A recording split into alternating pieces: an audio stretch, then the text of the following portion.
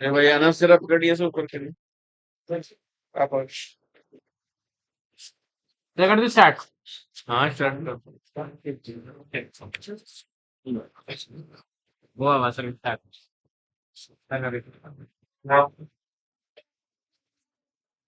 हाँ जी, मैंने कुछ आप लोगों को व्हाट्सएप किया था कुछ, तो होपफुली आप लोगों ने कुछ किया होगा उसमें।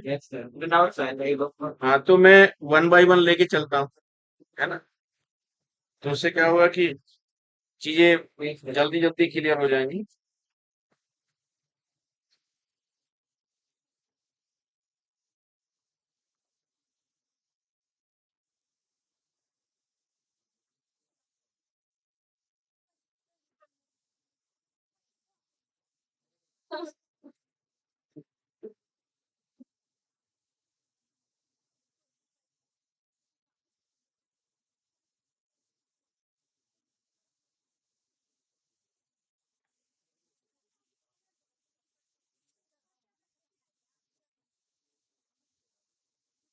हाँ जी, पहली प्रॉब्लम देखो, थोड़ा स्पीड से करते हैं।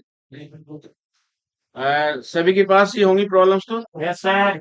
वो अपना अगर डाउन नोट प्रिंट आउट तो लिया नहीं होगा। हाँ तो मोबाइल देखें आप, उसमें कुछ प्रॉब्लम सबने किया है। यस ट्राई तो सभी ने किया होगा। Yes sir. एक तो ये है। हाँ तो इसमें देखते हैं। देखिए इसमें लिखा है, फर्स्ट प्रॉब्लम है, in order to do work. हमारा जो काम करने का तरीका है उसका एक सीक्वेंस होना चाहिए। Yes sir. यानी उसका एक ऑर्डर होना चाहिए। उसी उसी ऑर्डर में जब हम काम करते हैं तो उसमें एनर्जी हमारी कम से कम लॉस होती है। यस इस लाइन का मतलब तो ये है। अब इसमें कह रहा है कि देखिए इसमें चार इसके पार्ट्स दिए हैं। Force must act at an angle to the displacement. इसका मतलब देखिए, एक अगर हम लोग कोई एक ऑब्जेक्टिव क्वेश्चन करते हैं मल्टीपल चॉइस वाला, उसमें चार पार्ट उसके दिए रहते हैं। Yes sir. यानी हमें एक प्रॉब्लम में चार प्रॉब्लम करनी होती है, ठीक है। और उस एक प्रॉब्लम में जो चार प्रॉब्लम हम लोग करनी होती है, यानी कि चार प्रॉब्लम की नॉलेज अगर होगी तो हमें उसमें देखना पड़ेगा कि उनमें कौन बेस्ट है। हमारे आंसर तो लगभग सभी सेम, सभी ठीक रहते हैं।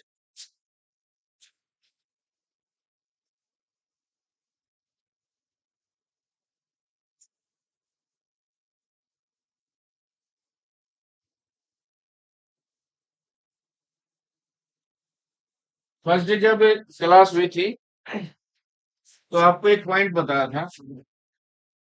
देखिए जैसे हमने सिंपल एक कंसेप्ट है, हमने टू और टू का जो है मल्टीप्लाई किया, ठीक है। ये फोर आ गया भाई। टू टू का मल्टीप्लाई इसमें कर दिया, ये 0.0, यहाँ पे 4.0 आ गया, ठीक है। आजकल जितने भी एग्जाम्स होते हैं उसमें जो जितने भी आपके पास एमसीक्यू वाले क्वेश्चन आते हैं मल्टीपल वाले, उन सब में एक्यूरेसी देखते हैं। उसके चारों आंसर सही होते हैं ऑलमोस्ट, लेकिन उनमें जो बेस्ट है वो हमें छाड़ना होता है। इसी वजह से हम इनको जो है आजकल इलिमिनेशन कहते हैं। और ये आपकी बात देखिए, डिफरेंस मैं आपको बताता हूँ अभी। ये 4.0 और ये 0 है। ये आपके पास किसी भी वजह से, जब हमने टू इसकी मल्टीप्लाई की तो किसी वजह से एनर्जी लॉस की वजह से या कोई और कंडीशन हो जाए तो ये वाला आंसर 3.99 आ जाता है। ये 4.22 ये 4.00 आया आपके पास, यहाँ पे 2.0 2.0। ये 2 into 2 2.0 4.0, और 2 × 2 = 4। इनमें बेस्ट कौन सा है? ये वाला कैसे? इसमें एरर कम होगा। इसमें एरर कितनी है भाई? रूल के हिसाब से सबसे लास्ट के उस पे डिजिट पे 1 रखते हैं, बाकी सब जगह 0, और डेसिमल जहां है वहां पे।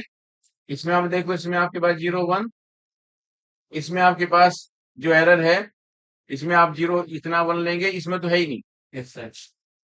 तो आप देखिए इसमें एरर ज्यादा है, इसमें डबल डिजिट का एरर है, इसमें डबल डिजिट का एरर है, इसमें सिंगल डिजिट का है, इसमें तो है ही नहीं। Yes sir. तो ये ज्यादा इसमें एक्यूरेसी। Yes sir. तो जो क्वेश्चन में जो हमें आंसर उसके जो ऑब्जेक्टिव क्वेश्चन को जो इलिमिनेट करना है, हमें उसमें देखना है कि उनमें बेस्ट कौन सा है। आंसर तो सारे ही है भाई, 3.99 भी 4 के इक्वल ही है, ये तो है ही 4.00। तो ये एरर होने की वजह से, और इसमें एरर नहीं है, तो ये वाला इसका बेस्ट है। मैं यहाँ ये सब बताना चाह रहा हूँ क्वेश्चन में, जब हम लोग एग्जाम में जाते हैं तो चारों क्वेश्चन उसके हमें लगता है कि वो सही है, और वो सही होते भी हैं, लेकिन उन सब में सबसे जो बेस्ट है, जो आंसर उसका बेस्ट आंसर, वो हमें ढूंढना होता है। और यही हम लोग मिस्टेक कर कर देते हैं। अभी आप देखो, जैसे ये 4.0 है, ये 4 पॉइंट आपके पास 0000 है, तो इन दोनों में बेस्ट कौन सा है? इन दोनों में जो जो जिसमें कम एरर होगी वो बेस्ट होगा 4.0। ठीक है, तो ये हमें इस तरह से क्वेश्चंस को, इसलिए मैंने कहा कि हम लोग जब कोई भी मल्टीपल चॉइस वाला क्वेश्चन करते हैं, उसमें चार हो या तीन हो, चार तो रहते हैं सब में, तो हमें चार क्वेश्चन एक साथ सॉल्व करने पड़ते, तो ये हमें उसकी ठीक ठाक जानकारी हो। आजकल जो है कम नॉलेज से कुछ नहीं होता, उसकी कंप्लीट जानकारी, कंप्लीट कम से कम उसके नियर अबाउट तो हुई। अब देखिए कह रहा है कि force must act at an angle to the displacement. हमने किसी एंगल पे फोर्स लगाया, तो आप देखो जब किसी एंगल फोर्स लगाते हैं ना, तो हमेशा जो आपको फोर्स से ज्यादा लगाना पड़ेगा। अभी जैसे मान ले मैं सीधा जो है ये रखा हुआ है, अगर मैं यहाँ पे कोने में फोर्स लगाता हूँ, तो मुझे ज्यादा फोर्स लगानी पड़ेगी, ज्यादा लॉस ऑफ एनर्जी होगा, और मैं सीधा ऐसे कर सीधा चला जाऊंगा। तो ये अब ये वाला पॉइंट, अब दूसरा क्या कहता है जी, force may not act along the same direction as is the displacement. अब ये जो लाइन कह रहा है, दरअसल ये उसके किसी भी पार्टिकल के भीतर, जो किसी भी ऑब्जेक्ट के ऊपर या मैटर के भीतर जितने भी आपके पास पार्टिकल्स होते हैं, हाँ जी, उनमें जो वो इनकी बात कर रहा है, वो यहाँ बात कर रहा है कि जितने पार्टिकल्स हैं उस पे जो फोर्स इंपोज होगा, वो उसकी एक डायरेक्शन में हो नहीं सकता। अभी जैसे यहाँ पे आप फोर्स लगाओगे, एक इसका फोर्स पार्टिकल का, ये वाली इसकी लाइन बनी, एक ऊपर वाली बनी। अब फोर्स अगर आपने कहीं यहाँ पे लगाया सेंटर में, तो केवल ये वाली जो है पार्टिकल्स ये आगे मूव करेंगे। अब उस केस में जब यहाँ पे मूव करेंगे, तब पूरी पूरी बॉडी जो आपके पास शिफ्ट हो गया है। अब थर्ड कह रहा है कि must act along the direction of the displacement. तो हमें जो फोर्स लगाना है कि किस वर्क में, कि हमारा जो है उसकी डायरेक्शन, डिस्प्लेसमेंट की डायरेक्शन की अलोंग हमारा उसका फोर्स होना चाहिए। दरअसल क्या होता है, जब भी हम फोर्स लगाते हैं, हमारे हिसाब से जो फोर्स है वो तो लगेगी तो है ही, लेकिन वो सेम डायरेक्शन में कभी नहीं हो सकती। हम भले ही कितना भी हम सीधा फोर्स लगाएं, लेकिन कहीं ना कहीं फोर्स जो है आपके पास किसी ना किसी एंगल पर टर्न करेगी जरूर। मॉर्निंग में आप लोगों को देखा, जब 12th में प्रेयर करते हैं मॉर्निंग में, तो सभी स्टूडेंट जो है एक लाइन में रहते हैं, अच्छा, और पीछे वाला बच्चा जो है किसी वजह से वो पुश कर देता है अगले वाले को मजाक में, तो तीन चार तो गिर ही जाएंगे नीचे। तो वो तीन चार जो गिरते हैं ना, उसमें इसका मतलब कि फोर्स जो लगी वो एग्जैक्ट डायरेक्शन में नहीं लगी। तो ये कह रहा है कि in order to do work, तो इसमें कौन सा बेस्ट है? इसमें जो ठीक आंसर है, आप लोग के हिसाब से बताओ। फोर्स आप भले ही कितना भी सीधा लगा दें, लेकिन वो सेम डायरेक्शन में लगेगा ही नहीं। और सेम डायरेक्शन बाहर से जरूर पता चलती है। जैसे लोग ये कहते हैं कि दिल के टुकड़े हुए हजार, कोई यहाँ गिरा कोई वहां गिरा, कभी गिरता है क्या दिल? कभी टूट के नहीं गिरता, लेकिन फिर भी तकलीफ होती है, पता तो नहीं चलता किसी को। क्यों अनस भाई? सही बात है भाई। अगर मान लिया कभी, जैसे गाने जो बनते हैं ये फैमिली हमारी लाइफ पे, जो हमारा डेली लाइफ होता है, तो इसमें होता ये है कि टुकड़े जब होते हैं तो वो आंसू के बहाने निकलते हैं सब, कि बड़ी तकलीफ हो रही है। तो वो तकलीफ जो है वो दिखती नहीं है, सामने वाला क्या पता चलता है कितनी तकलीफ है, लेकिन वो खुद भी पता चलता है। वही कंसेप्ट यहाँ पे, जब फोर्स लगाएंगे, जो पार्टिकल्स हैं, हमने तो बिल्कुल सीधा लगाया फोर्स, लेकिन फोर्स सीधा लगाने के बाद भी किसी ना किसी एंगल पे फोर्स लगेगा जरूर। इसलिए वो कह रहा है कि force may not along the same direction as in the displacement, तो इसका बी वाला पार्ट सही है। ठीक है, तो आप लोग इसे नोट करते जाओ, और घर पे जा करके इसका प्रिंट आउट निकाल के, या आप लिख लेना जैसे भी फील करो, तो उसमें आप इसको फिर टिक कर लेना। ये बहुत अच्छी प्रॉब्लम है। हाँ,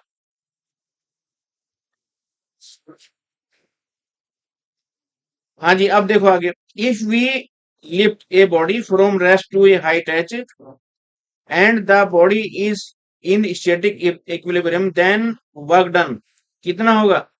देख, हैं? जीरो। देखो, एक कुली है, एक किसी पैसेंजर का एक कुली बॉक्स उठाता है, एक प्लेटफॉर्म से जाकर के दूसरे पे जाके खड़ा हो जाता है। तो क्या उसने कोई वर्क किया? No sir. क्योंकि वहां पे वो उसके प्लेन के परपेंडिकुलर है, कोस 90 डिग्री बनेगा, और कोस 90 जैसे बनता है तो जीरो आ जाएगा। तो इसमें जो है आपके पास ये इसका सी वाला पार्ट है, यानी जीरो।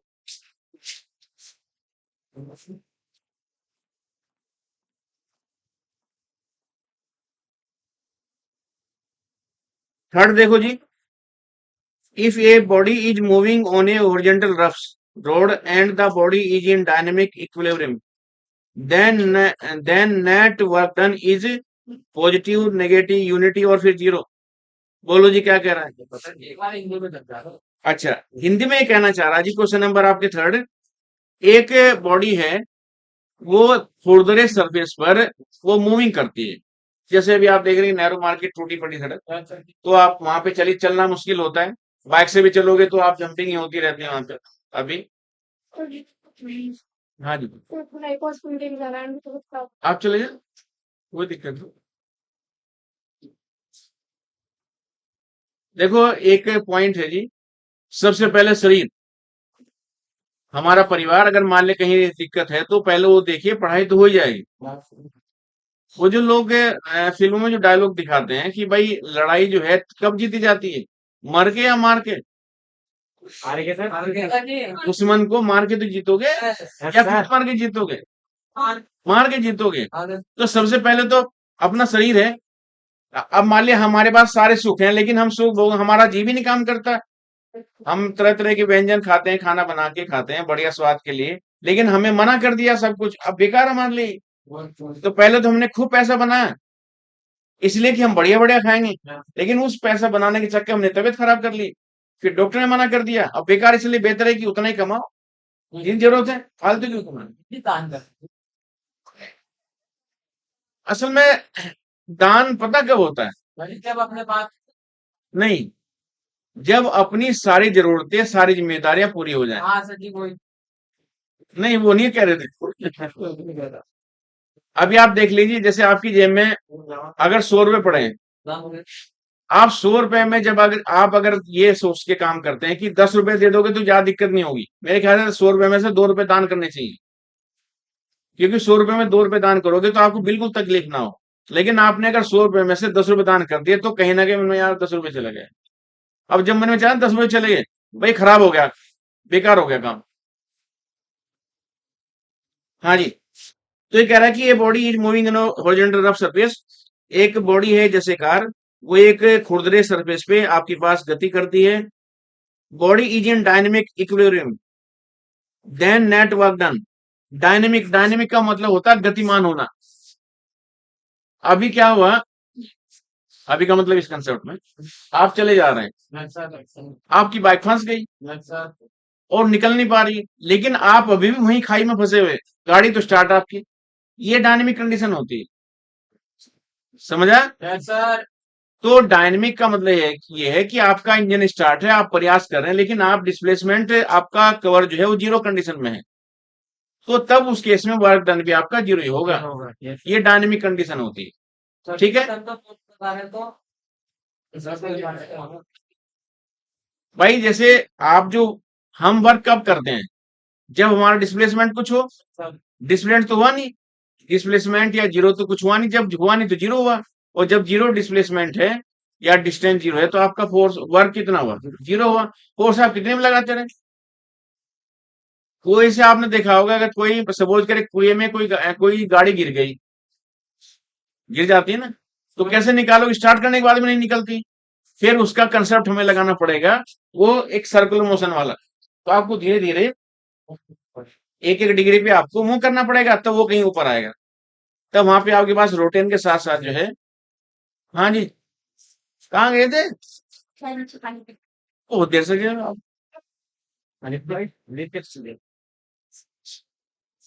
आप लोग वहां पीछे से, आप चारों आप आगे जाओ ना इधर, आ जाइए प्लीज, इधर आ जाओ, क्या दिक्कत?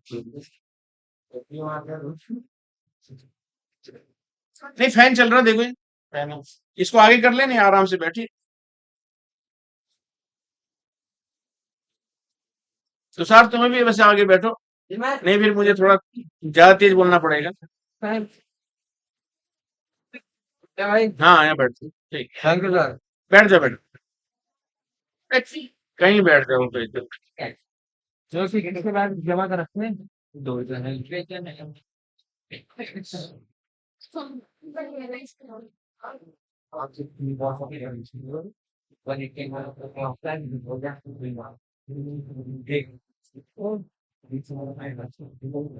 हाँ जी अब आप देखो।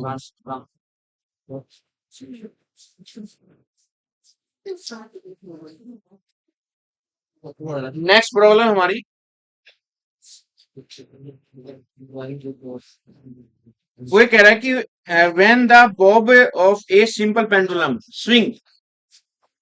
बॉब का मतलब ये है भाई आपका, एक धागा है और इसमें एक नीचे हमने एक एक बॉल या एक पिंड बांध दिया, बॉडी बांध दी। Yes sir.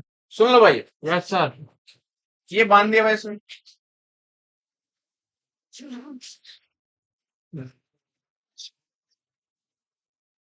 जहां भी आप लोग सब बैठे हैं सबसे पहले वहां पे व्यवस्थित होनी चाहिए चीजें, जी सर जी। सारी चीजें जो है हाँ जी सर। व्यवस्थित हो। तो आप लोग और इसको टेबल कर लेते, फैन थोड़ा आगे चल रहा है। बेटा आप करते खींच दो आगे से। नहीं ये भाई कर देंगे, वो देखो तुम पीछे चले आओ यार, आ जाएंगे। है ना, ये आगे पीछे करवा दो। किसको, सर पीछे करवा दो। आपकी टेबल। मैं तो इनको कह रहा हूँ आप थोड़ा आगे करो। हाँ वही नहीं है, मैं नहीं आ रही। अच्छा ठीक है, ठीक। बंटी की मेहनत हाँ जी। वर्क डन जीरो हो गया। अब देखिए क्या है कि जैसे ये थीटा एंगल पे डिस्प्लेस होता है, यस सर। ये वाला थीटा को इन्हें को डिस्प्लेस करेंगे तो भाई इसको जो है, ये भाई अपने इस पॉइंट के जो सेंटर पॉइंट इसका हो इसके इधर उधर ये आपके पास गति करेगा। Yes sir. To and fro moving from A to, ये वाला ए पॉइंट है आपका और ये वाला बी पॉइंट है, ये तो है ही। अब यहाँ दो बातें हैं, इसके दो आंसर हैं। अब दोनों आंसर में हमें कौन सा आंसर लेना है। जब ये अपने इसके मीन पोजीशन, जिसको हम लोग इसकी ये ऐसे एसओ पोजीशन जो है इसको इक्विलिब्रियम पोजीशन भी कहते हैं या मीन पोजीशन, तो जब आपके पास एयर नहीं है यानी एयर रेजिस्टेंस जो है आपका वो जीरो है, हमने कंसीडर कर लिया कि एयर रेजिस्टेंस आपका जीरो। तो जब यहां से आपके पास बढ़ेगा तो इसका कंडीशन तो वैसे ये होता है इस तरह से, यहाँ आएगा फिर इधर आएगा फिर यहाँ पे आएगा, ऐसे ही चलता जाएगा ये। तो हर केस में हर बार में यहाँ तक आएगा भाई, इसकी जो लिमिट है ए से बी यह चलता चला जाएगा। Yes sir. अब आप देखिए हर केस में इसका जो डिस्प्लेसमेंट है सेम है, यस सर। जीरो नहीं है, सेम है। तो डिस्प्लेसमेंट सेम होने की वजह से भी इसको हम लोग कोसेंट जब डिस्प्लेसमेंट कहते हैं तभी वर्क डन आपका जीरो आता है, कोई चेंज नहीं है। जैसे जब ये कहते हैं कोई गाड़ी जो है आपकी कांस्टेंट वेलोसिटी से मूव करती है, तो जब कांस्टेंट वेलोसिटी से मूव करेगी तब भी उसका जो उसकी जो काइनेटिक एनर्जी है या उसका जो आपके पास वर्क डन है या फोर्स है वो जीरो होता है उस केस में। लेकिन ये कंडीशन तब होगी जब आपके पास एयर रेजिस्टेंस वो जीरो हो। हम नॉर्मली ऐसा होता नहीं, लेकिन अगर वो नहीं कहता कि रेजिस्टेंस उसकी, उसने कोई बात नहीं कर रेजिस्टेंस, मेरी बात समझे ना आप लोग। Yes resistance sir. प्रतिरोध। जैसे आप देखते हैं ना जब हम लोग साइकिल पे या बाइक पे चलते हैं तो हवा नहीं चलती लेकिन फिर भी हमें बाइक पे हवा लगती है, यस सर। वो हवा जीरो है, मैं उसकी बात कर रहा हूँ। एयर रेजिस्टेंस जो है आपका वो जीरो है। तो जब जीरो होगा तो सेम डिस्प्लेसमेंट आएगा, लेकिन यहाँ सेम डिस्प्लेसमेंट को हम लोग कांस्टेंट डिस्प्लेसमेंट कहते हैं, कोई चेंज नहीं है। और जब कुछ चेंज ही नहीं है तो क्या होगा, जीरो, जीरो। वर्क डन उसका जीरो आएगा। लेकिन अगर अगर भाई ये सेकंड कंडीशन में रेजिस्टेंस आपके पास कुछ है नॉट इक्वल टू जीरो, तो तब क्या होगा। अब आप देखिए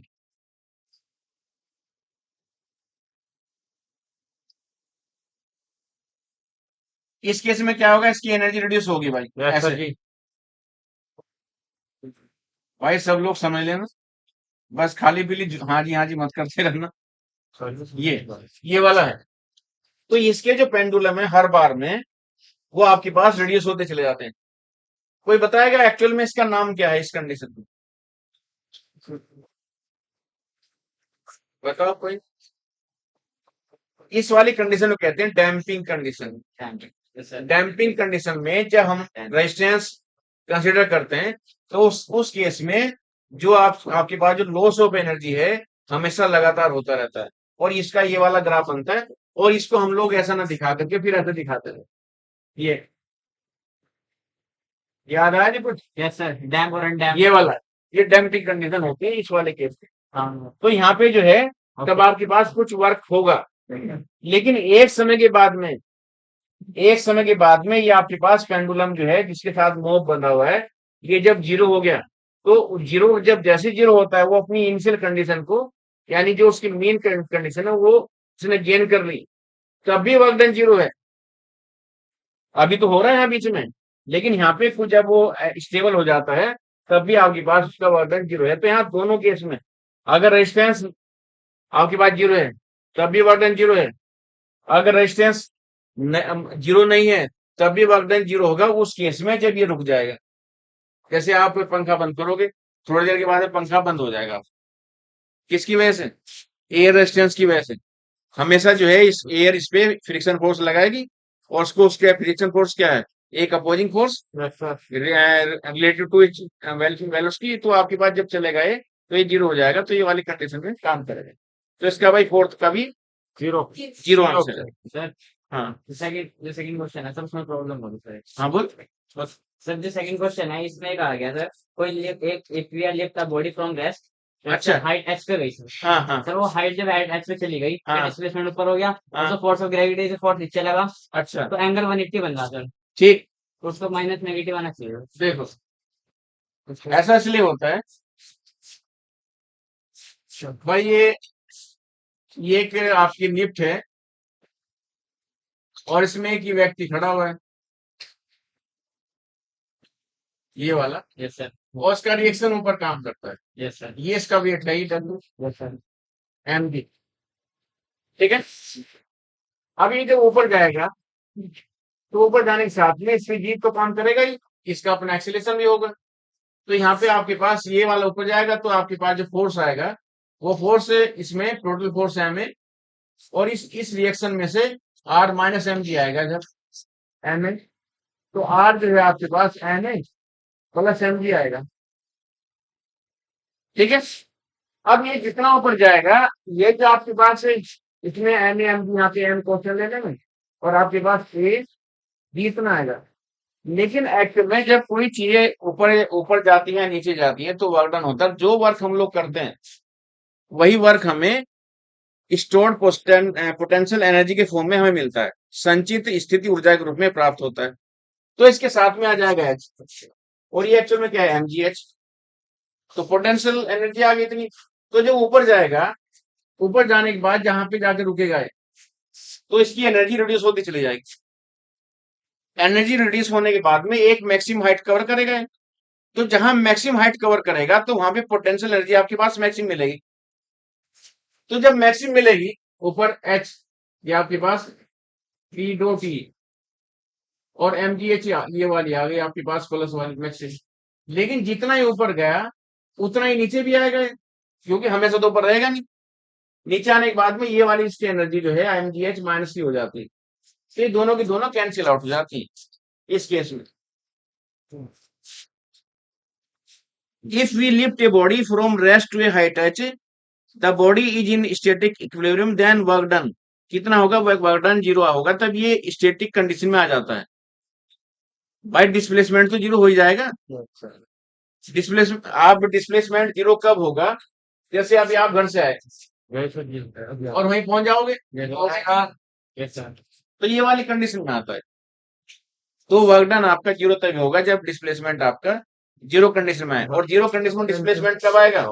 ये दोनों एक दोनों, एक राइज करेगा आपके बाद दूसरे बार डायरेक्ट डिस्केज करेगा, तब इसलिए जो है ये वाली कंडीशन है। सर जी फिर तो हमारे जो वर्क होता होगा अंतिम समय में होता होगा, अंतिम यात्रा में, क्योंकि सर जी वहां से फिर हम कहीं और चलेंगे ना।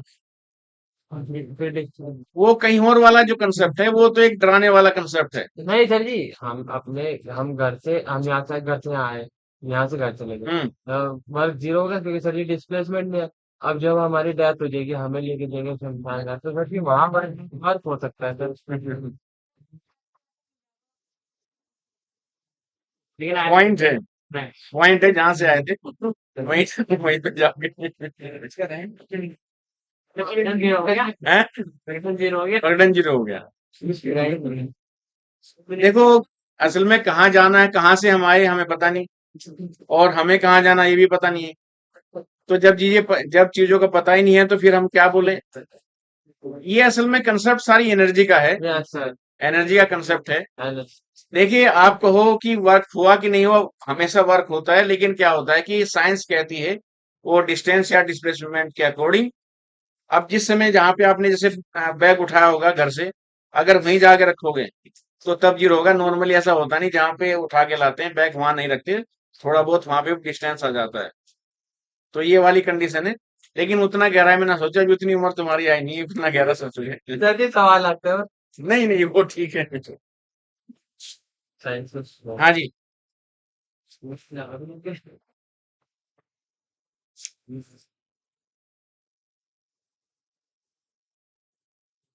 ये फिफ्थ क्वेश्चन देखो भाई।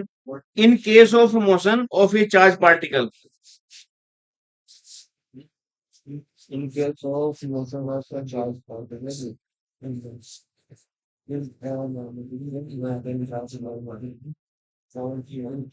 देखिए, ये आपके पास चार्ज पार्टिकल है,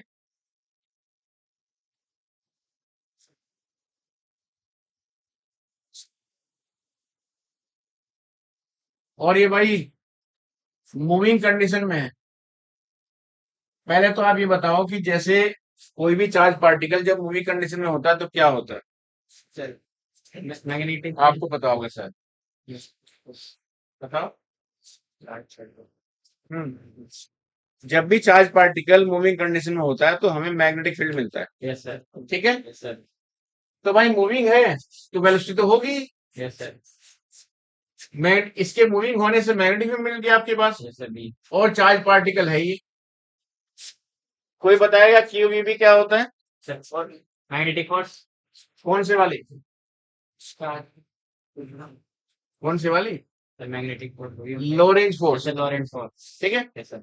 लोरेंज साइंटिस्ट ने कहा था कि अगर कोई भी चार्ज पार्टिकल एक यूनिफॉर्म मैग्नेटिक फील्ड में मूव करता है तो उस पे एक फोर्स काम करते हैं क्यूबीबी। और जो आपके पास पार्टिकल है वो तीन तरह से उसमें एंटर करता है, या तो परपेंडिकुलर करेगा, या पैरेलल करेगा, या फिर किसी एंगल पे करता है। तो इसमें जो है, हम लोग इसमें दूसरी ले रहे हैं कि वो आपके पास किसी एंगल पे करता है। मान लीजिए थीटा पे काम करेगा तो यहाँ पे हम लोग थीटा की वैल्यू 0 ले लेंगे, 90 ले लेंगे आपके पास, और या फिर 180 ले लेंगे, या किसी को कोई भी ले सकते हैं। तो इतना फोर्स काम करेगा। In face of motion of a charge particle in a magnetic field, work done by the magnetic field is always कितना होगा भाई वर्क डन, बताओ जी। मैग्नेटिक फील्ड में जो वर्क डन है वो कितना होगा। अब तो बड़ा एक फॉर्मूला है।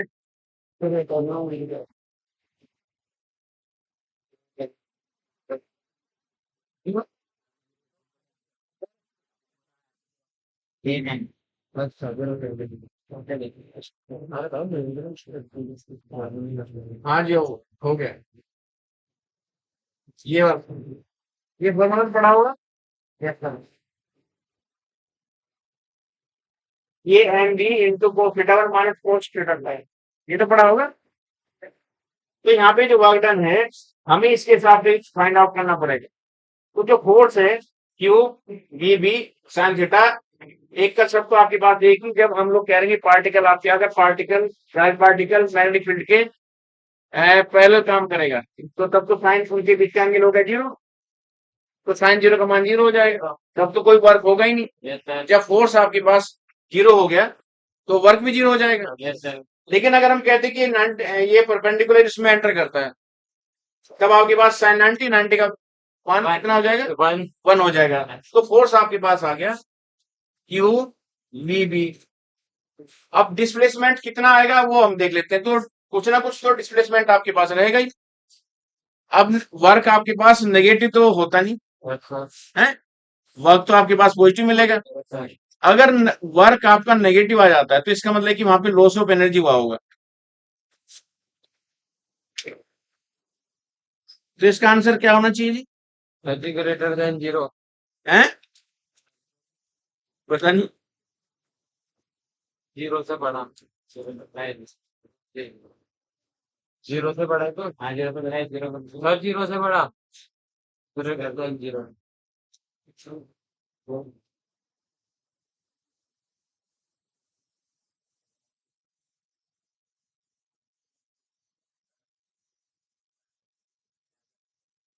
देखो, अभी अभी आप लोग पढ़ाई कर रहे हैं, लेकिन इसके बदले फिलहाल जो आप एग्जाम दोगे तो रिजल्ट आप ही को मिलने वाला है, पॉजिटिव या फिर नेगेटिव। मैं आपको गाइड कर रहा हूँ, तो मेरे रिजल्ट का कोई मतलब तो है नहीं। तो होता क्या है कि उसने उसने देखो एक लाइन बोली, in case of motion of a charge particle in a magnetic field, work done by the magnetic field. Work done तो अपने अपनी जगह फिक्स है, यस सर। वहां से तो मैग्नेटिक लाइन ऑफ फोर्स निकल ही रही है। Yes sir. समझ रहे बात? तो जब अपने अपने एक बार निकल गई और जहां तक निकल रही उतनी निकलती रही, कोई डिस्प्लेसमेंट तो आया नहीं। Yes sir. 0। ये भाई बिल्कुल वैसा है जैसे ये आपके पास मैग्नेटिक फील्ड है, क्योंकि बाद में वो नहीं होता है। ये वाला, और यहाँ पे एक ऑब्जेक्ट रखा हुआ है कोई। तो देखिए मैग्नेटिक फील्ड आपका सेम है, कोई चेंज नहीं है। तो एक बार ये पार्टिकल को जैसे डिस्प्लेस करेगा वो सेम रहेगा, वो उसके से ज्यादा या उससे कम होगा ही नहीं। तो जब डिस्प्लेसमेंट में कोई वेरिएशन नहीं है तो वर्क तो जीरो हो जाएगा। लाइन समझी आपने? Yes sir. वो कह रहा है कि work done by magnetic field, आपको जो वर्क डन है वो चार्ज पार्टिकल से नहीं फाइंड आउट करना है, आपको वर्क डन फाइंड आउट करना है मैग्नेटिक फील्ड से, और मैग्नेटिक फील्ड तो फिक्स है। तो जब वो चेंज नहीं हो रहा तो फिर आपकी बात जीरो आ जाएगी। समझ आएगी लाइन? Yes sir. तो हमें क्वेश्चन में ये देखना है कि जो हम काम कर रहे हैं या काम किसके द्वारा हो रहा है वो किससे मिल रहा है। तो ये चीजें फिक्स हैं, यहाँ कोई चेंज नहीं है, इसलिए आपके पास वर्क जीरो हो जाएगा। भाई टिक करते रहना, या से लिखते रहना घर पे ना, फिर उसको याद करने में आसानी होगी।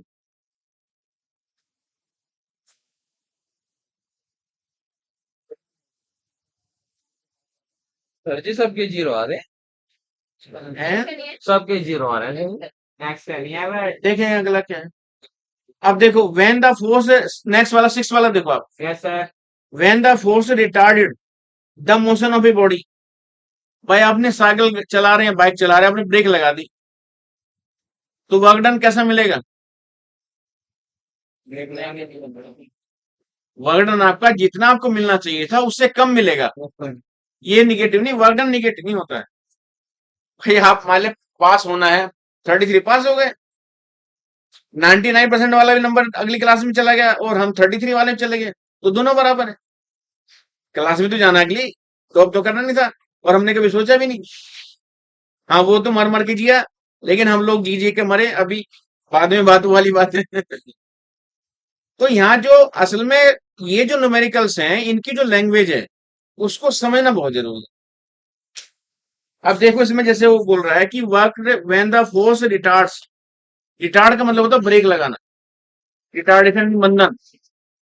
तो मंदन में ब्रेक लगाना ही पड़ेगा, तो ब्रेक लगाने से आपकी एनर्जी लॉस होगी। तो जब एनर्जी लॉस होगी तो जितना आपको का रिजल्ट मिलना चाहिए था उतना काम नहीं मिला, उससे कम मिलेगा, तो काम आपका घटा, और घटा मतलब निगेटिव। समझ आ रही है? Yes sir. आपके पास नहीं है मोबाइल घर पे? व्हाट्सएप तो होगा। हाँ बस ये इसके आंसर लिख लो आप, इनके सब क्वेश्चन के आंसर लिख लो, इससे भी घर पे जाके देख लेना। क्वेश्चन 6 का बी पार्ट है, ये 6 कर रहे थे भाई, इसका बी पार्ट। अब 7 का देखो, 7 में कौन सा है?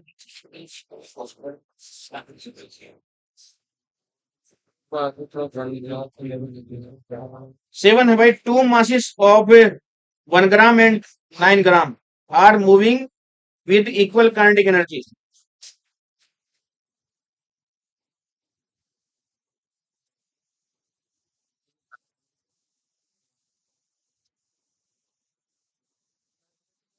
आप लोग बेहतर है कि इनका ये जो मैं भेजता हूँ, आप इनकी प्रिंट आउट चाहे तो यहीं से करा लें। करने के नहीं।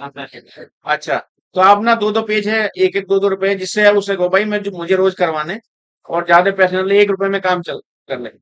एक यहाँ पे 80 पैसे लेता है जी, 75, 75 पैसे लेता है कोई। अभी यहाँ है चला के नहीं नहीं नहीं। नहीं नहीं सर, एक पर्सन कोई निकलवा ले, फिर उससे अगर फोटो हाँ, स्टेट कराई जाए तो ऐसा सुनो, वो यहाँ पे एक कोर्ट रोड पे, जहाँ पे छोटी कचहरी है, एक हरीश फोटो स्टूडियो है। हरीश देखा होगा किसी ने?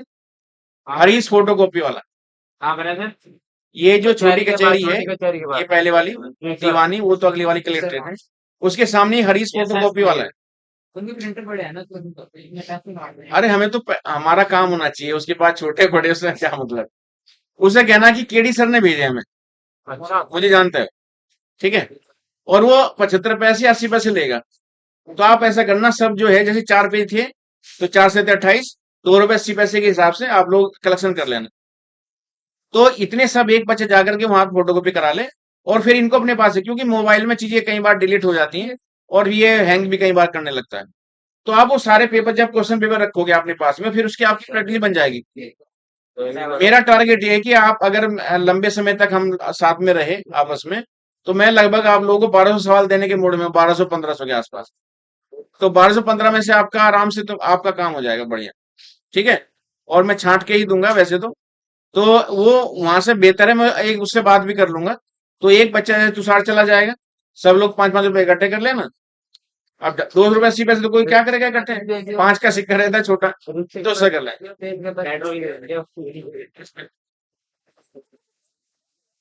नहीं वो कोई नहीं, 1 रुपया और एक्स्ट्रा मिल जाएगा, 5 मिल तो रहे हैं भाई। 1 रुपया 20 पैसे आपको, 2 रुपए 20 पैसे मिल रहे हैं फालतू, उसमें करवा लेना आप। हाँ जी, नेक्स्ट। Yes sir. एक भाई, एक मास से आपके पास 1 ग्राम M1, और दूसरा मास है आपके पास 2 ग्राम, 9 है मेरे ख्याल से, 9 gram, are moving with equal kinetic energy. दोनों की जो काइनेटिक एनर्जी भाई वो सेम है। Yes sir. यानी K1 जो है ये भी K है, और K2 आपके पास ये भी K। The ratio of magnitude of their respective linear momenta. तो लीनियर मोमेंट का मतलब P1, इनका रेशियो चाहिए P1/P2। Yes sir. तो पहले तो ये है कि आपके पास जो फॉर्मूला है काइनेटिक एनर्जी का, ये वाला होता है भाई। हाँ sir, V square upon 2M। ये होता है ना। Yes sir. हाँ जी, मेरी सुन लो, उसके बाद आप लोग बात कर लीजिए। हाँ, तो ये आपके पास दोनों सेम है। Yes sir. तो ये अलग हो जाएगा, ये भी अलग हो जाएगा, ये तो दोनों का सेम है ही। तो दोनों का जब सेम होगा भाई, दोनों को हम लोग इक्वल कर देते हैं या इक्वेट कर देते हैं। तो P1 स्क्वायर/2M, और ये हो जाएगा आपके पास P2 स्क्वायर/2M2। तो P1, इसको आप बेहतर है कि आप इसको लिख लें, और टू से 2 कैंसिल हो गया, और M1/M2 हो गया भाई, ठीक है। इसका आगे लेते हैं हम लोग स्क्वायर रूट। स्क्वायर रूट जब लेंगे तो M1/M2 1 अपॉन राइट। राइट ना, 9 आ जाएगा सर। ये फिर ही आ 1 जाएगा। अपॉन 3, 1/3। C option. देखियो कोई है क्या भाई? ऐसे सी ऑप्शन। बस ठीक है, तो यही लो भाई, कर लीजिए। तो अगर काइनेटिक एनर्जी सेम है, इसका आंसर कौन सा है? सी। सी। तो भाई 7 का सी सही है, 7 सी। नोट करना कर लीजिए, नहीं तो कोई बात। फोन पे लगा रहे हैं। बाकी एक मिनट बताओ।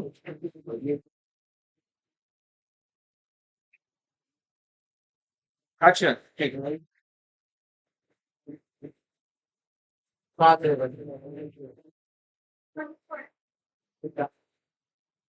ऐसे क्वेश्चन सर्च करवाते हैं जिसमें हमें खुद भी कॉन्फिडेंस आता है।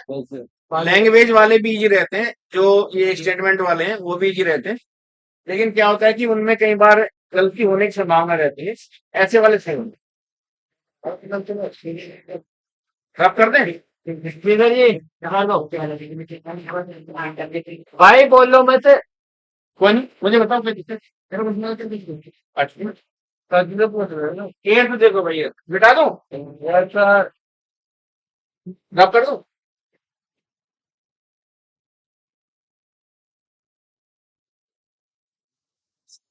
एट देखो जी,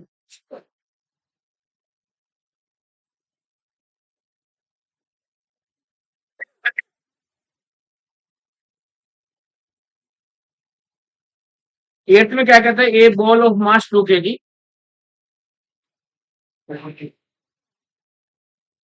2 kg है भाई इसमें।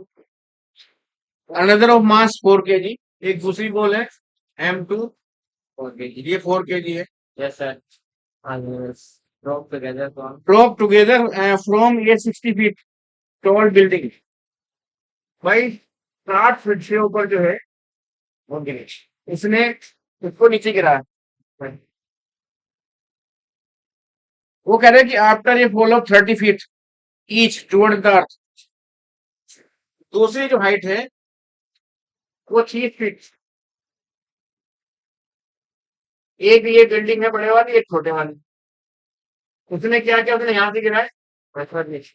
ये वाली जो है ये H1 है, और ये वाली भाई H2 है। ये अर्थ की तरफ जा रहे दोनों दोनों, दो बॉल हैं, दोनों को अलग अलग बिल्डिंग से गिराया, और दोनों की दोनों जो यहाँ की बॉल्स जो है वो अर्थ की तरफ जाती है, ग्रेविटी की वजह से जाएंगी जाएंगी।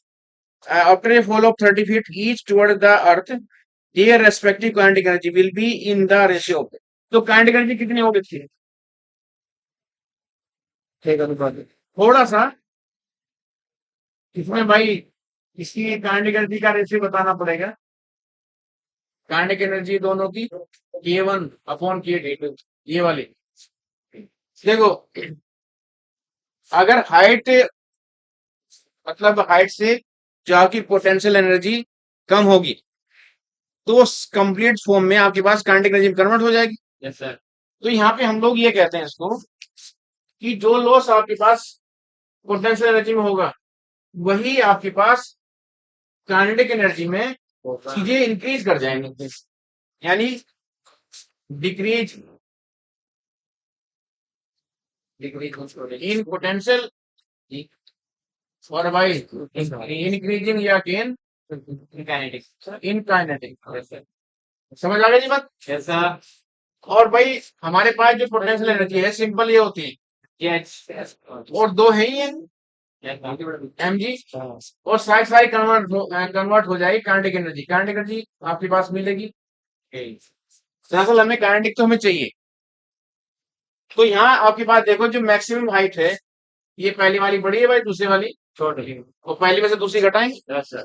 तो आपके पास सारी सारी जो एनर्जी है mg, इसका कॉमन ले लिया, H1 - H2, तो ये काइनेटिक एनर्जी, तो ये कितना होगा भाई, मास नहीं, ये कॉमन ही ले सकते, ये अलग अलग है भाई, दोनों मास अलग अलग है। जी हो, चाहे तो जी कॉमन ले सकते हैं, या एक काम करो जी, ये चलो जी कॉमन है 9.8, और ये हो गया भाई पहले वाला 2 kg, 2 kg। ये 60, ये और ये 30। इतना, तो इसका कितना बैठेगा भाई, तो 10 ले लो सर। ये वो क्या ले लेते, 10 ले लो सर। 10 ले लेते, तो ये 120 120। माइनस, ये तो 120 हो रहा है।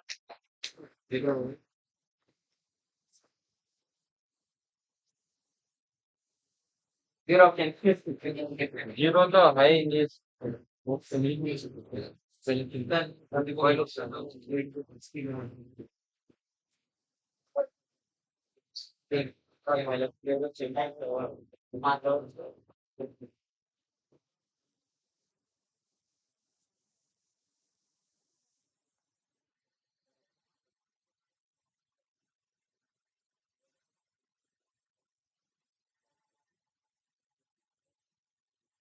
हाँ जी। हम हम स्टार्ट तो चार से।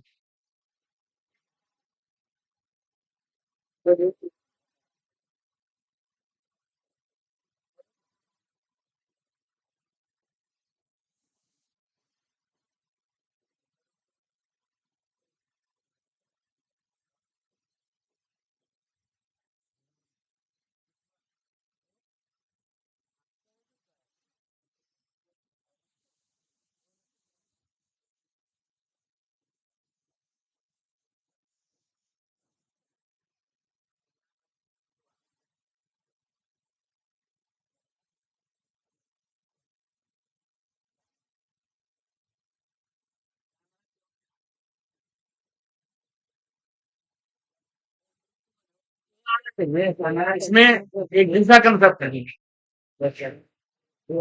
देखो होता क्या है, हमारे पास जो हाइट रहती, ये दोनों के दोनों केस में दोनों तो हाइट हमारी शीट के फॉर्म में है।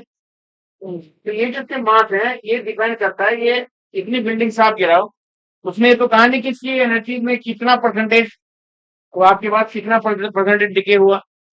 तो यहाँ पे जो है पहले हम लोग क्या करते हैं, इन दोनों की जो पोटेंशियल एनर्जी है इन दोनों का रेशियो ले लेते हैं। देखो इसमें M1G H1 और आपके पास M2G H1 माइनस H2, ये ऐसे देखो दोनों के दोनों केस में हमारे पास दोनों जो पहली वाली बॉडी जो है, पहली वाली बॉल वो भी दोनों बिल्डिंग को कवर करेगी, और दूसरी वाली जो है वो पहली वाली के आधा कवर करेगी। समझ गए बात? तो दोनों केस में दोनों की हाइट का डिफरेंस लेंगे, तो जब दोनों की हाइट का डिफरेंस लेंगे ऊपर भी नीचे भी तो दोनों सेम हो जाएंगे। तो और जी तो आपका सेम है ही। और जो काइनेटिक एनर्जी है उसकी पहले वाले की, तो इनिशियल कंडीशन क्योंकि शुरू में तो स्टेबल कंडीशन में है, यानी जो उस पार्टिकल की या उस बॉडी की जो इनिशियल काइनेटिक एनर्जी है वो जीरो है। वो जीरो इसलिए है क्योंकि वो रेस्ट में है शुरू में। जैसे मैं ये है यहाँ जब छोड़ूंगा इसको, फिलहाल तो ये रेस्ट में है, तो जब रेस्ट में होगी तो यहाँ पे इसका initial velocity zero, initial velocity zero का मतलब काइनेटिक एनर्जी जीरो इनिशियल वाली, तो बस केवल फाइनल वाली बचेगी।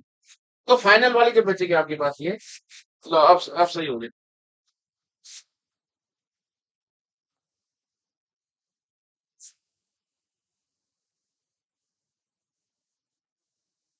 तो ये फाइनल, और आपके पास ये बचेगी इसमें आपके पास काइनेटिक एनर्जी फाइनल को इक्वल टू M1G और आपके पास H1 माइनस H2 और M2G H1 माइनस H2। तो यहाँ पे M1 ये 2 है भाई, ये G की वैल्यू जो ये सब इक्वल है, ये सब कैंसिल आउट हो जाएंगे और फिर नीचे बचेगा 4 और ये 1/, तो काइनेटिक एनर्जी आपके पास मैंने बताता हूँ ये वाला। देखो पता क्या है, ऑप्शन तो कई बार हम लोगों को फील हो जाता है, एक इंट्यूशन होता है उससे ही पता चल जाता है, लेकिन क्या है कि उसका जो मेथड है वो हमें समझ में आना चाहिए। तो यहाँ पे जो है जो कंडीशन है कि दोनों की दोनों जो पहले वाली बॉल दूसरी को भी कवर करेगी और दूसरी वाली बॉल जो पहली वाली का आधा भाग कवर करेगी, इसका मतलब दोनों की जो हाइट है वो सेम आएगी। वैसे तो ये पहले वाली ये इसमें ये भी 30-60, जैसे 30 पे लेस करोगे तब भी 30 बैठेगा, और यहाँ भी तो खाली आपके पास मास का डिफरेंस आएगा। तो ये वाला ये आप ध्यान रखना कि जब भी हम लोग कोई दो पार्टिकल को या दो बॉडी को जब किसी हाइट से गिराते हैं तो उसकी जो काइनेटिक एनर्जी है केवल मास पर डिपेंड करती है, उसकी हाइट पर डिपेंड नहीं करती। ग्रेविटी तो करेगी ही नहीं। समझ आई बात? ये कहीं पॉइंट लिख लो ये वाला ए और सी आ रहा है ऑप्शन है। सी तो लगभग उसी तरह आया करिए ये करती है सी होना चाहिए। ऐसी हमारे रूट टू तो आएगा ही नहीं, क्योंकि रूट टू जाने के लिए तो फिर इसको जो है फिर ये अलग कंडीशन में जाएगा। रूट टू कैसा आएगा ये वाला?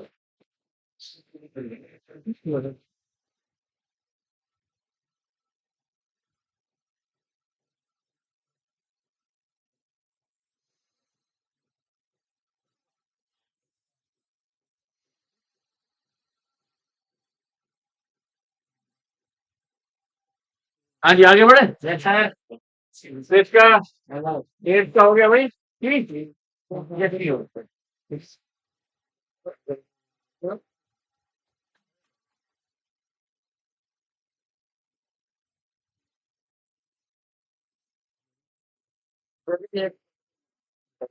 नाइन्थ देखो जी, नाइन्थ में कह रहा है कि सेंटीपिटल एक्सीलरेशन था। Centripetal acceleration of a particle varies inversely with the square of the radius R. क्या मतलब हुआ जिसका? सेंट्रीपिटल एक्सीलरेशन ए वो इनवर्सली प्रोपोर्शनल है भाई 1/r रेडियस का स्क्वायर का, है ना। तो जैसे हम लोग इसकी ये प्रोपोर्शनलिटी हटाते हैं तो कोई भी कोशेंट आएगा आर स्क्वायर। समझ आ गई भाई बात? Yes sir. तो the centripetal acceleration of a particle vary inversely with the square of radius r of the circular path. The kinetic energy of the particle is directly proportional. तो भाई kinetic energy किसके proportional है? काइनेट के लिए हमें क्या चाहिए? 1/2 mv² चाहिए ना? सर हम्म। तो ये हमने भाई इसको काइनेटिक ही मान लिया या कोसेंट। अब देखो ये हमारा क्या, मैं इसको ऐसे लिख सकता हूँ मैं, dv/dt rate of change of, ठीक है, इज आपके पास is known as acceleration, k/r²। भाई इसको मैं ऐसा कर दूं क्या, k/r² dt यस सर। कर सकते हैं। Yes sir. और ये डिफरेंशिएशन है। अगर हम इसको चेंज कर दें, डिफरेंशिएशन को दोनों तरफ से हमने इसको क्या कर दिया, इंटीग्रेट कर दिया। इंटीग्रेट करते ही डिफरेंशिएशन कर रहा हूं, पता? यस हाँ, डीवी का भी हो जाएगा। आपको बोल रहा हूँ, नाम बोलो। नाम नाम फरहान। फरहान। इंटीग्रेशन और डिफरेंशिएशन दोनों एक दूसरे के इनवर्सली होते हैं, ये तो पता ही होगा। अरे है, बोल दो हाँ, ये तो हम कह ही रहे। देखो बता, कई बार क्या होता है कि क्वेश्चन जो है आंसर सामने वाले के क्वेश्चन में छिपा रहता है। तो ये दोनों के दोनों ही आप लोग ध्यान रखें कि डिफरेंशिएशन भी और आपके पास इंटीग्रेशन दोनों के दोनों एक दूसरे के ये इनवर्सली होते हैं, प्रतिलोम जिसको कहते हैं। ये जो v है, ये d इसको कैंसिल आउट कर देगा। वैसे तो इसका कंसेप्ट ये है कि जिस टर्म का डिफरेंशिएशन दिया, आज सुन लो जरा ध्यान से, जिस टर्म का डिफरेंशिएशन दिया हो उसी टर्म का इंटीग्रेशन आपको मिलता है। समझ गई बात? यहां से कहो यहाँ पे कोशेंट है 1, तो कोशेंट का इंटीग्रेशन वही होता है जिसके रेस्पेक्ट में डिफरेंशिएशन दिया हो। याद रहेगी लाइन ये? तो भाई v आ गया, v है तो v h का आ जाएगा। इधर आपके पास बचता है k, तो क्वेश्चन लिया आपने, k बाहर ले लिया 1/r², और ये dt, ठीक है। अब यहाँ पे जो है, यहाँ पे आने के बाद इधर आपके पास ये k बाहर आ गया, और भाई इसको ऊपर लेके जाएंगे r-2 dt। तो यहाँ पे जो है k, और इसका रूल होता है इंटीग्रेशन का, एक फॉर्मूला होता है जी, x⁴n dn या dx इंटीग्रेशन x⁴n+1 और n+1, याद है जी, और प्लस कोशेंट भी आता है। अच्छा। जब यहाँ लिमिट ना हो, अगर लिमिट तो फिर कोशेंट नहीं आता। तो जब ऐड करोगे भाई तो आपके पास यहाँ पे ये मिलेगा r⁻²+1 और -2+1। तो ये कितना आ जाएगा जी, माइनस तो बाहर आ गया, -1 बचेगा यहाँ से, ये बाहर किए तो है ही, ये आपके पास r⁻² + 1 तो -1 नीचे आएगा तो r। तो जो आपके पास v है ये -1/k, यानी कि वेलोसिटी के इन क्या आएगा, सर इनवर्सली प्रोपोर्शनल आ जाएगा। इनवर्सली आ जाएगा। Yes sir. अब देखो इसका answer r-1 C option, D option है, डी ऑप्शन क्या हमारा ये, लेकिन ये तो सिर्फ वेलोसिटी आई। सर डी आया मेरा सर, डी तो मेरा सेंटीमीटर एक्सेलरेशन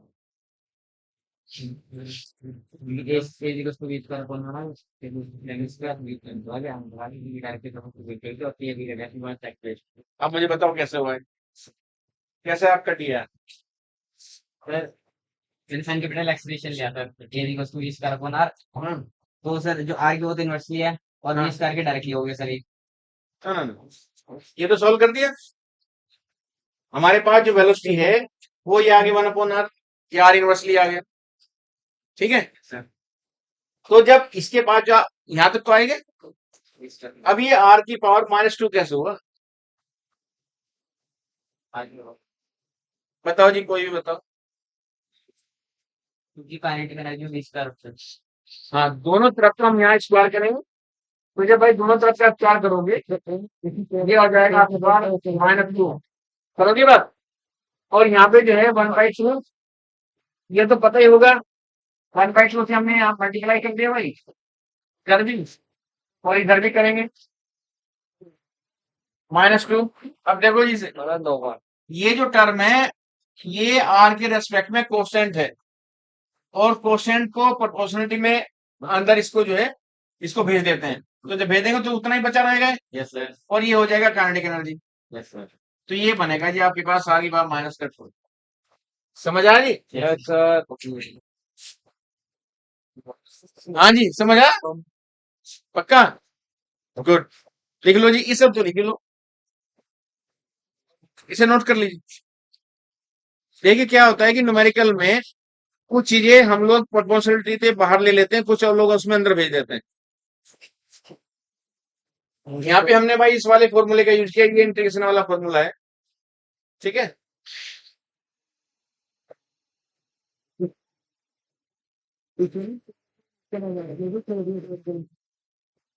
और यहाँ के बाद ऊपर से भाई, यहाँ के बाद यहाँ ये वाला है,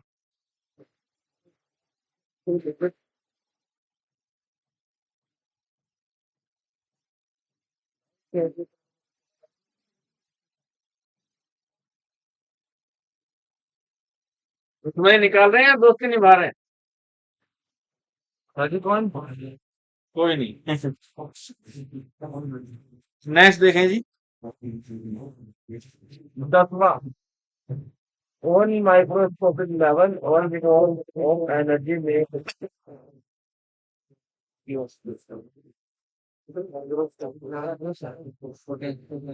हाँ जी, हो गया? Yes sir. रब कर दें क्या? हाँ सर। जल्दी कर।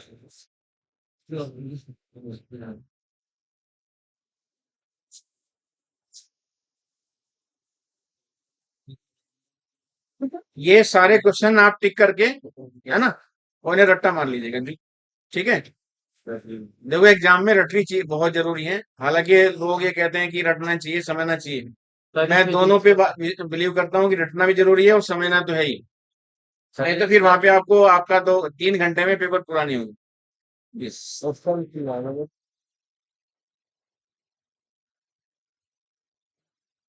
हो गया जी? देखो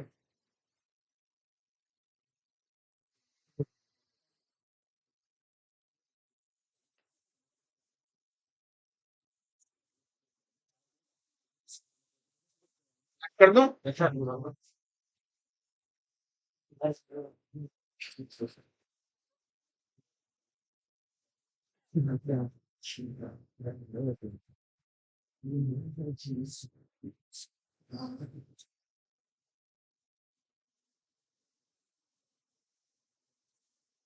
तो 9th का हो गया डी।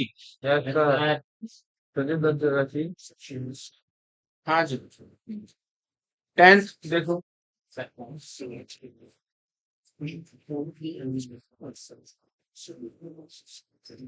10th में कह रहा है ऑन माइक्रोस्कोपिक लेवल आपका ऑल फॉर्म ऑफ एनर्जी में be study as potential, kinetic, kinetic nuclear.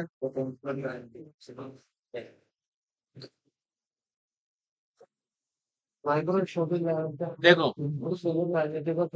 जहाँ पे एनर्जी है, तो वहाँ अगर हम सिर्फ बात कर रहे हैं कि एनर्जी की, इसका मतलब ये है कि हम लोग टोटल एनर्जी की बात कर रहे हैं। और टोटल एनर्जी में दोनों होती हैं, काइनेटिक काइनेटिक पोटेंशियल दोनों। पोटेंशियल। तो हम किसी भी फॉर्म में, किसी मशीन में हम लोग केवल एक एक एनर्जी की स्टडी नहीं कर सकते, वो दोनों कर सकते हैं। तो इसका ऑप्शन सी आ गया। सी, सी होना चाहिए इसका आंसर। यस सी है। सी, आंसर है सी 10 का सी। समझ में आ रही बात? Yes sir. जैसे हम लोग हैं अभी घर से आते हैं, तो काइनेटिक के साथ साथ पोटेंशियल दोनों होती है। कैसे?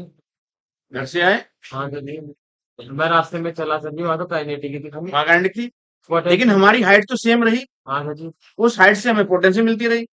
अच्छा वो क्वेश्चन अच्छा है, ऐसे बात कर रहे मैं हैं। सर जी, सर जी मैं भाई जो हमारी हाइट है, वो हाइट एक्चुअल में वो जो हाइट है हमारी लेंथ के रेस्पेक्ट में जीरो के है, वो नेग्लिजिबल है, नहीं क्या? हाँ आप लोग 4 किलोमीटर के डिफरेंस से आए होंगे घर से, कितने किलोमीटर से आए? सर जी मैं 2.5। 2.5। अच्छा 2.5, और तुम्हारी हाइट कितनी? मेरी है 5 फुट 7 इंच। चलो 8 मान, अरे हमने 8 मान ली, आपको कोई दिक्कत नहीं है। 5 फुट 7 इंच। ठीक, 5-7 है इनकी हाइट, मेरी 5-6 है, ऐसी चिंता वाली बात नहीं। तो ये 5 फीट 6 इंच या 5 फीट 7 इंच जो है वो 2.5 किलोमीटर के रेस्पेक्ट में कितनी? जो तो ये मैं सेम है। चलिए चलने को बड़ी मैटर अरे नहीं, आप समझिए बात। भाई ये देखो, पैदल जाओ भाई। 2.5 5 फीट 6 इंच या 5 फीट 7 इंच की जो हाइट है ये सर। वो 2.5 किलोमीटर के रेस्पेक्ट में कितनी कम है? लगभग जीरो तो मानोगे आप? ये सर। नहीं मानोगे जीरो? Yes sir. तो जब आप जीरो उसको कंसिडर कर ले तो केवल लेंथ से आपको काइनेटिक एनर्जी मिल गई। आपकी हाइट के अकॉर्डिंग तो आपकी जो हाइट है उसके रेस्पेक्ट में पॉइंट है, और पॉइंट की पोटेंशियल एनर्जी लगभग जीरो। तो साथ साथ ये पोटेंशियल आपकी कन्वर्ट होगी काइनेटिक में। Yes sir. लेकिन काइनेटिक के साथ में पोटेंशियल तो अभी भी है। सर एक बार दोबारा दें। अच्छा, देखो इधर देखो, यहाँ से चलो ये इधर देखो, ये भाई 1 सेंटीमीटर है। देखो इधर 1 सेंटीमीटर हाइट है, और इस 1 सेंटीमीटर हाइट को चलना के लिए हमने बोल दिया भाई तुम यहाँ जाओ 5 किलोमीटर। 5 किलोमीटर क्या, 5 मीटर कह लीजिए। अब 5 मीटर के रेस्पेक्ट में 1 सेंटीमीटर कितनी? बहुत कम, यस सर। यानी लगभग जीरो। जीरो नहीं है, लगभग जीरो है, हम उसे जीरो मान सकते हैं। तो आप ये देखो कि अगर इस पॉइंट को हम यहाँ रख करके वहां से देखें तो एक पॉइंट दिखाई देगा, 1 सेंटीमीटर दिखाई देगा। एक पॉइंट दिखा दो। तो एक पॉइंट क्या है, तो इतनी पॉइंट होता है। अब आप बताओ इसकी क्या है, आप पोटेंशियल कंसीडर करोगे? जीरो तो करोगे, लेकिन जीरो है नहीं। जीरो हम लोग सिर्फ मान रहे हैं, जीरो है नहीं। तो ये कंप्लीट पोटेंशियल एनर्जी उसकी लेंथ की वजह से वो आपके पास कन्वर्ट हो गई काइनेटिक एनर्जी। तो जितने भी माइक्रोस्कोपिक जो कंडीशन होती है उन सब में हम लोग अगर किसी एक की भी स्टडी कर रहे हैं तो वहां होती दोनों ही है। समझ आया? Yes sir. ठीक, अब आगे देखें।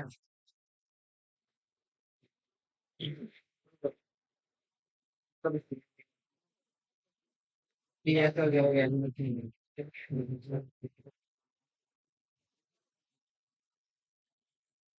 11वां देखो, 10 का क्या था भाई? सी। टाइम का चाहिए था कितना हो गया? और टाइम का चाहिए होगा टाइम कितना? हाँ हाँ जी। If a porter with a suitcase, porter क्या होता है भाई? With a suitcase on his hand, अरे वो हैंडल होता है वो, अच्छा। पकड़ने वाला, उसे कहते हैं। If a porter with a suitcase on his hand move up A staircase work done by the upward lifting force relative to him will be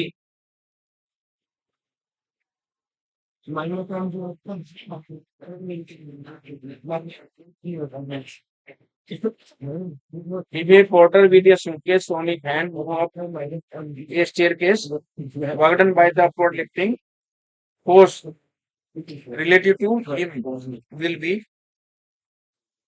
zero होना चाहिए इसका आंसर। Yes sir.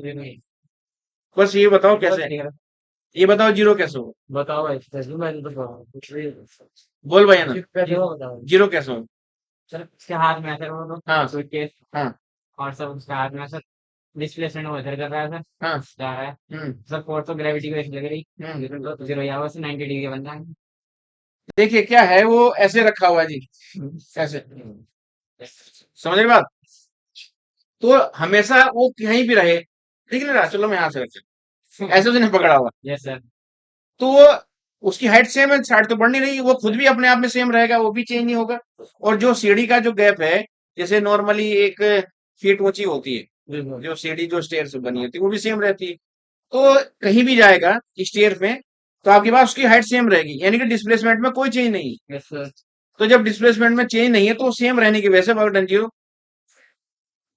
ये जो असल में जो डिस्प्लेसमेंट को हम जीरो क्यों कर देते हैं, एक्चुअल में क्या है कि दो कंडीशन की फॉर्म में डिफाइन किया जाता है ऐसे, W equal to F into delta X, याद है? Yes sir. और डेल्टा एक्स जो है एक्चुअल में क्या है कि एक्स टू माइनस एक्स में नहीं है, हमेशा यहाँ पे दो चीजों का डिफरेंस लेते हैं।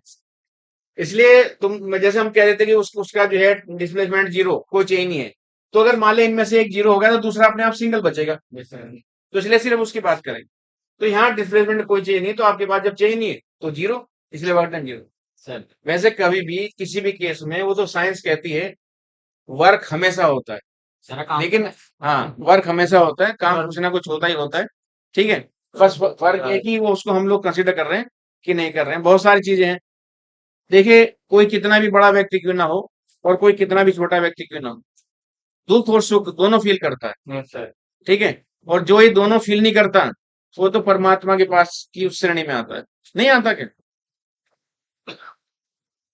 भाई? जिसको ना तो आग से गर्मी लगती हो, ना जिसको अभी पानी से ठंड लगती हो। हाँ। तो लास्ट भी तो लगता है कि आज मारने वाला सरियों से दया थोड़ा नाचती है। नहीं नहीं नहीं, मैं उसकी खुद की बात कर रहा हूँ। अच्छा ओके।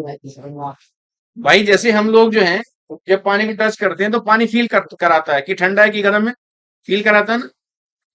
आप जो है जैसे ठंड में आप देखते होंगे कि जब ठंड में बहुत ठंड लगती है, बाइक पे चलते हैं, हाथ सिकुड़ जाते हैं, ऐसा तो जहाँ पे वो जला के रखते हैं, क्या कहते हैं, आग जला के रखते हैं, तो वहां पे जाके सेकते हैं, फिर उसके बाद थोड़ी देर वहां से निकल लेते हैं, क्योंकि हमारी बॉडी जो है energy, heat of energy gain कर लेती है, तो फील तो करती है ना।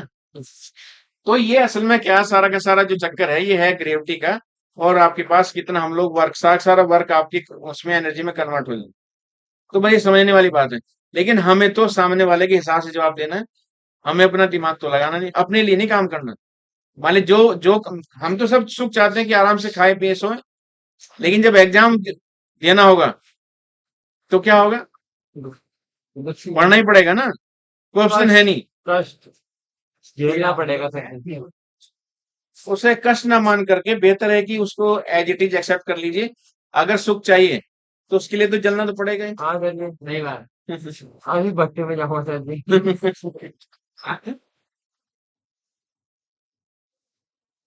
हाँ जी, इसका 0 हो गया भाई, 11 का सी, 11 का सी।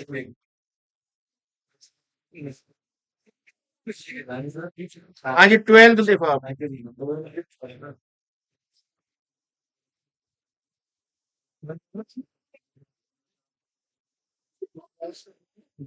हाँ ये भी मेरे बैंक है चल ये तेरे को काम नहीं है पापा ने अभी आ गया Under the action of force, 2 kg 2 kg body move such that its position x function of time is given by this. X is in meter and t in second. Work done by the force is the first 2 second.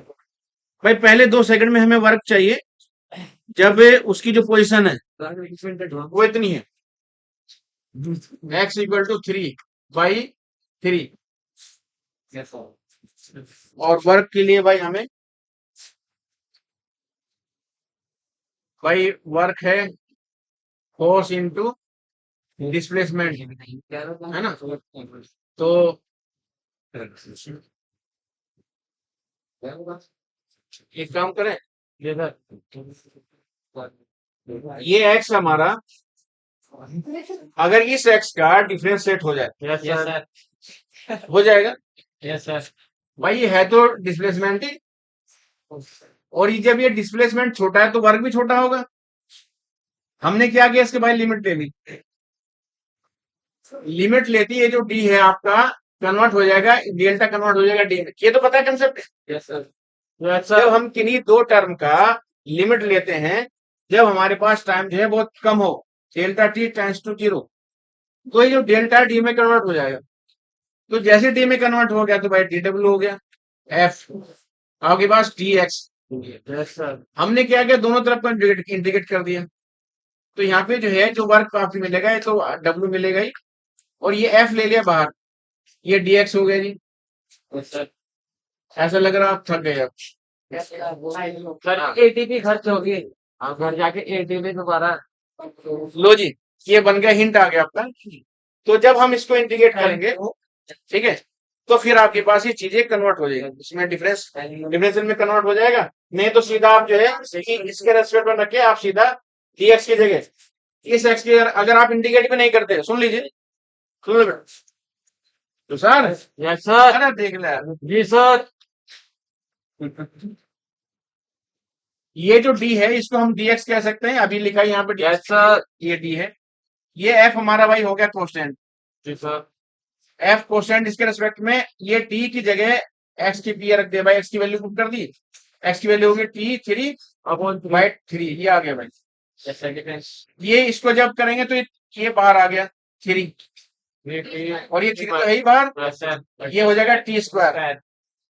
Yes sir, अब जो work आपको मिलेगा ये आपके पास T square के रूप में मिलेगा, यस सर, टी स्क्वायर की फॉर्म मिलेगा। जी सर, ठीक है, हाँ जी, है ना, तो मैं कह रहा हूँ Yes, sir. जो वर्क आपको मिलेगा टी स्क्वायर की फॉर्म मिलेगा।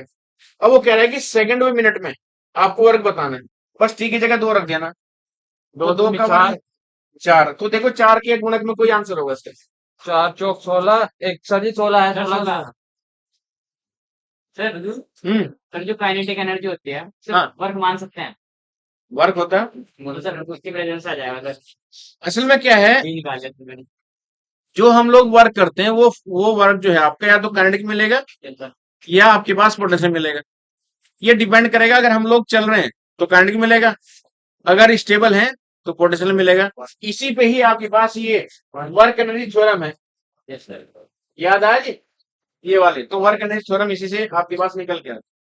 तो जहां हम लोग वर्क करें दोनों एनर्जी है वहां। एक्स अपॉन dt रख के v निकाल लेते हैं हाँ v मेरा टी स्क्वायर आ जाएगा हाँ। टी स्क्वायर से मेरा sir T square to the 4 आ गया ठीक, और सर हाफ md स्क्वायर लगा दिया 5 रख दिया v रख दिया फिर मेरा 16 आंसर है 16 आ जाएगा। यस सर इसके साथ में जो आपके पास जो बाकी वैल्यू पुट करोगे ना, सर याद हो, देखो 2 इसमें यहाँ पे जो ये है एम ए है ना, एम ए यहाँ 2 रखोगे इसका, तो 2 से मल्टीप्लाई करोगे तो 4 आ जाएगा, 4 का 16 हो जाएगा। तो ये इसी इसी के मल्टीपल में आएगा आंसर। ये भाई देखो ऐसा लगा जैसे अनस पढ़ के आए, आप लोग भी पढ़ के आओ। सर जी बस वो थोड़े तो कॉन्सेप्ट क्लियर हो जाए, आज से पढ़ना शुरू कर सर जी, फिर तो देखो जो कॉन्सेप्ट क्लियर तो आपको पर डे हो सकते हैं, जैसे अभी आप प्रॉब्लम कर रहे हैं उसी प्रॉब्लम को समझो, पहले वो क्या कह रहा है उसको आप समझ लीजिए, ठीक है, उसके बाद फिर उसमें कॉन्सेप्ट लगाइए, उसमें क्या क्या चीजें आपके पास यूज हो सकती हैं। लेकिन इसमें जो हमने 3 चैप्टर खत्म किए थे थ्योरेटिकल वाले, फ्रिक्शन वाला किया था, रोटेशन वाला किया था, आपका वर्क एनर्जी पावर किया था, वो सारे इन्हीं न्यूमेरिकल्स में यूज होंगे। तो देखो पूरी ईमानदारी आप अपने लिए दिखाएं, क्योंकि समय है नहीं। यस सर, देखो समय किसी के पास नहीं है, और हमने तो जी लिया अपने लाइफ जितना जीना था, लेकिन आप लोगों की लाइफ है, आप उसको एंजॉय करके जीजिए और बढ़िया जीवन बिताइए। और बढ़िया जीवन का मतलब कि सिलेक्शन बढ़िया हो जाए, क्योंकि लोग सम्मान करते हैं, पैसा तो सब लोग कमा लेते हैं, पैसे की बात नहीं। सम्मान, सम्मान हाँ, देखा ना जब कभी खुद भी हमारे जब मम्मी पापा की तबीयत खराब होती है परिवार वालों की, तो डॉक्टर के सामने कैसे खड़े हो जाते हैं, देखा ना, ऐसा लगता है डॉक्टर सही में भगवान है, और फिर वो हड़काता है डॉक्टर। और फिर हम लोग अपने ईगो में आकर कहते हैं पैसे की टेंशन नहीं, जितना पानी की तरह बहा देंगे पैसा, पैसे से जान थोड़ा ही बचती है। सर जी बस मेरी ना ये चीज अल्प विकसित है सर जी, थोड़ी सी क्या सर जी तो ब्रेन नहीं, तुम्हारे पास ब्रेन बहुत है,